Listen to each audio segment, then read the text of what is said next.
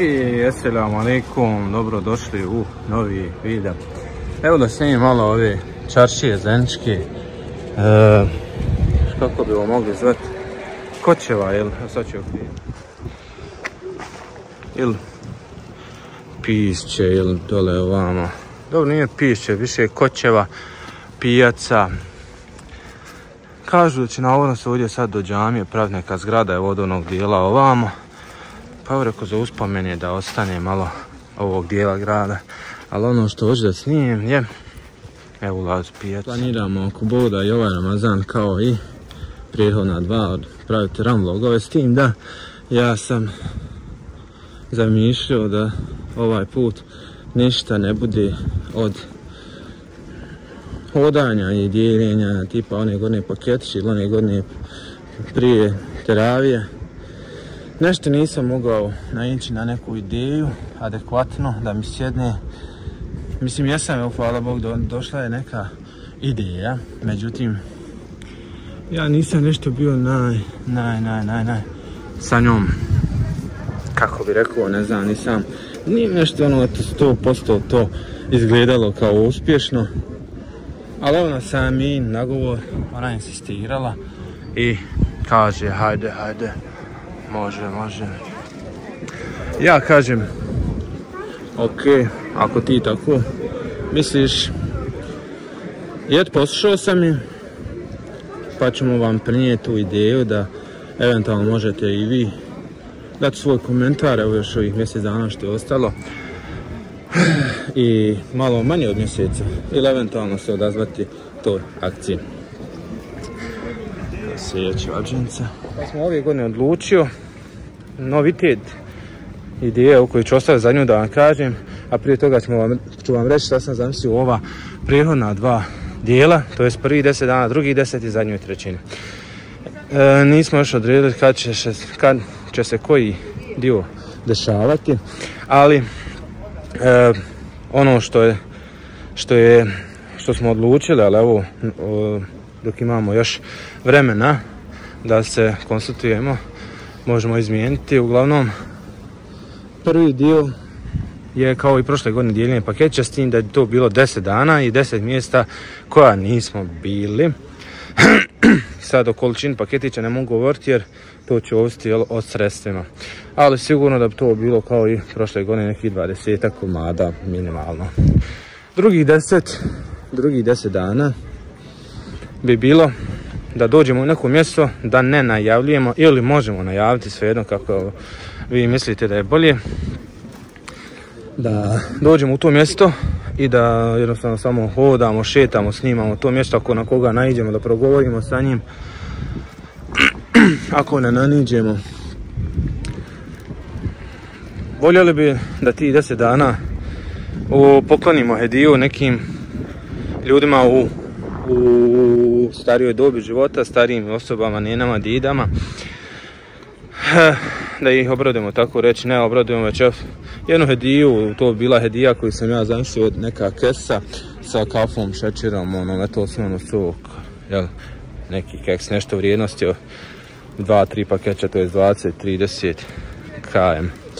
To bi mogli raditi u drugoj polovini, odnosno drugih 10 dana, tako da bi ujedno snimali i kroz prvih 10 dana kroz paketića i kroz ovih drugih 10 dana kroz dolazak u mjesto. Normalno bi to mjesto bilo gledalo da bude nešto drugačije i od onog paketića i od teravije, sad šta nam je ostalo, ali eto naćemo, ima dosta tih mjesta i sela i zaseoka, tako da bi upoznali ta mjesta i sela i zaseoke. I ostaje nam ovo treće što je bilo novitet. Išao bi na fazon da dođemo u neko mjesto, opet kažem, ne isto kao od ovo dvoje, ne isto kao prošle godine i preprošle, već znači sve su nova mjesta u pitanju. A možda evo i staro da bude neko ovdje, nije veze. Može i staro. I da se pojavimo u tom mjestu, bez govoreći, najavljujući gdje smo, šta smo, samo upalimo live i po kadru iza mene koji će biti da se zaključi gdje se to ja nalazim. Oni koji budu najbrži u tome i dođu do tog mjesta osvojit će nagradu. Nagrade će biti tipa, malo sam i tu razmišljao duže šta, kako, i skontao sam da moram u gepeku imati nagrade i za dijete, i za starije, i za mlađe, i za sve. Pa ću morati, dok se bude tih 10 dana to realizovalo, imati u gepeku i možda neke par šoljica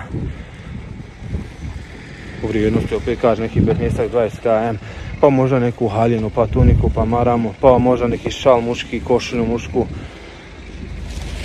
nešto u tom fazonu, džezvu, fes i tako te neke zanimljive poklone u slučaju da dođe mlađa žena, imao sam i ja sad, da ne bude to nezgodno, bit će i sam i ja sa mnom. Može osvojiti naprimjer neku tuniku, mahramu, haljinu, ili da dođe čovjek može osvojiti, ali ne osvojiti, eto dobiti hediju, tako reći. Jel? I imate eventualni paketić ako bi dijete došlo. Tako da eto, to je jedna ideja. Znači, ako Bog da idemo u tu realizaciju činjenja hajra, tako reći. Ne radim ovo nikako iz svoje lične koristi. Iako to neki mislili su i prošle godine kad sam dijelio paketće. Ali Allah je svjedok da ni marke od toga nisam dobio, osim ko je izričito rekao uzmi i sebi ili Zariji. Ali toga nije bilo ni puno, tako da se ne morate sigurati da sam ja neku veliku dobit ostvario, osim što sam imao tu dobit neku onako srčanu, da posjetim ta mjesta, da zajedno sa vama obradujemo djecu i tako dalje. Uglavnom, veći dio hajra što tiče pregleda i moje zarade na YouTube, ja tu mogu ostvariti i bez ovog dijela videa. Čak šta više, ovo je meni malo i teret i usporava me u onom snimanju standardnog videa. To smo riješili za one koji će to eventualno pomisliti. Tako da, ukoliko želite se pridružiti, kao i prošle godine smo imali te paketiće i oko 10-11 hiljada je skupljeno.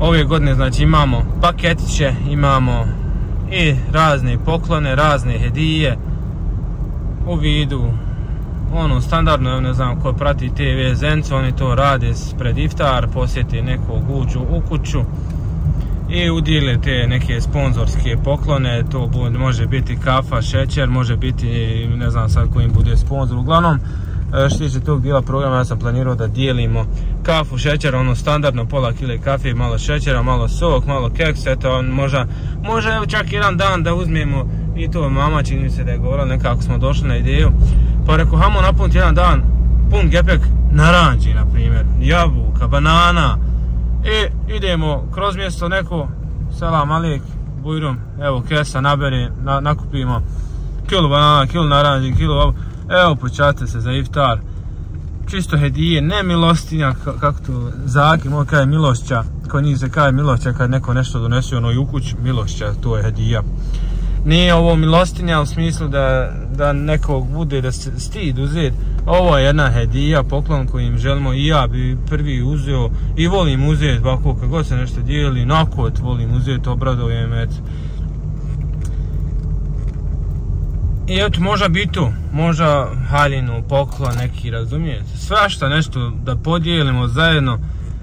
Pa eto, vidjet ćemo ako voda šta će to na kraju biti, koliko će u stvari biti prikupljenih sredstava. Mi ćemo ono standardno od sebe uložiti otprilike 1000 maraka kao porodica. Prošle godine smo tih 1000 maraka uložili malo jače, oko 1500 smo uložili u reklamni materijal, odnosno one majice, kačkete, hemijske i sve ono drugo što smo odijelili, to smo oko 1000 i 1500 maraka platili. Tako da smo ove godine nećemo, možda ako uradim koju majicu, ali otprilike 1000 maraka ćemo mi uložiti u ovo. Tako da je to minimalno, ako ne bude više mi ćemo se prema tome ravnati. Toga ja svakako vjerujem da će biti ljudi koji žele da učestvuju zajedno sa nama u ovom jednom lijepom projektu. Ja iskreno, evo da ja ovo ne radim, ne znam gdje bi mogu tokom Ramazana svaki dan nešto da učestvujem. Vrlo je teško kao individua, ali evo ovako kad ja već hodam i kad ako Bog da to radimo, i ako kažem eto nešto ove godine ne znam da bude hajr, više sam i nagovor nego li što sam, jer nisam osjetio kao prošle godine da će to biti nešto ono spektakularno, ne spektakularno već posebno. Dosta je sadržaja koji je isti, sličan, mada svako ima svoj način predstavljanja, iznošenja, ali želio sam nešto različiti, dosta sam razmišljao. Jedino različito što sam skonto je ovo, da idemo uživo, da na neki način to malo bude zanimljivije, da se prati taj prijenos uživo i da se pokuša skontati gdje sam, možda baš u tvom mjestu ili tvom selu, pa da javiš, na primjer ako ti je mater tu, ako ti dijete tu, javiš jedno čajla tamo otiđi. Ne mora se doći ni radi toga, već čisto da se ono rekne, evo ja sam skonto gdje si, ali normalno hedija je tu, poklon je tu, tako da svakako mi ćemo ponijeti, pa i ko dobije, i ko hoće, i ko neće. Tako da evo, imate priliku zajedno sa nama da svaki dan učinite nešto, znači mislim evo ko pošalje sad 30 maraka može se računati od njeg po marku 30 maraka svaki dan. Mislim neće ja to računati, ali vaš nijet može biti takav, evo dajem 30 maraka da od mene bude svaki dan marka učešće. Neko će poslati 300 maraka da bude svaki dan od njeg 30 maraka, ali tako nije. 300 podijeljeno sa 3, 10, ja, 10 puta 30, 10 maraka. Ko pošalje 3000 svaki dan 100, i tako dalje, uglavnom se skontali. Šta hoću reći, da vi zanijetite, a pare će otići ako Bog da ono, nadam se najbolje, hedija, poklon.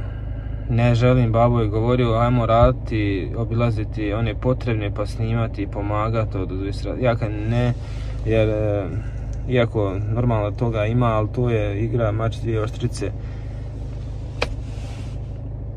Je li ispravan, nije ispravno, je li za pomoć, nije za pomoć. Ovako, svi mi smo za hedije. Znači, nema insana da nije za hedije. Svak voli hediju, tako da ovdje ne može se pogriješiti, kome god da se da ili paketić, ili kafa, ili šećer, ili majica, ili mahrama, ili nešto. Normalno da ima ono gdje će biti bolje što je to nego ovo, ali svi smo za hedije i to mi je olakšavajuća okolnost da ne moram misliti o tome.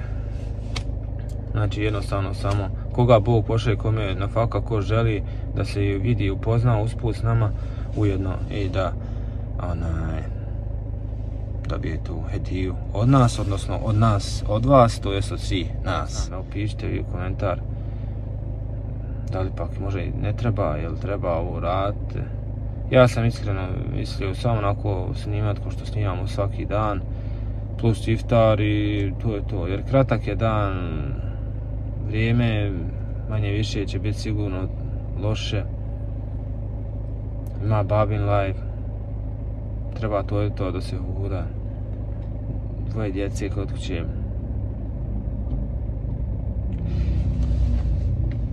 Ali evo, idemo ako Bog da.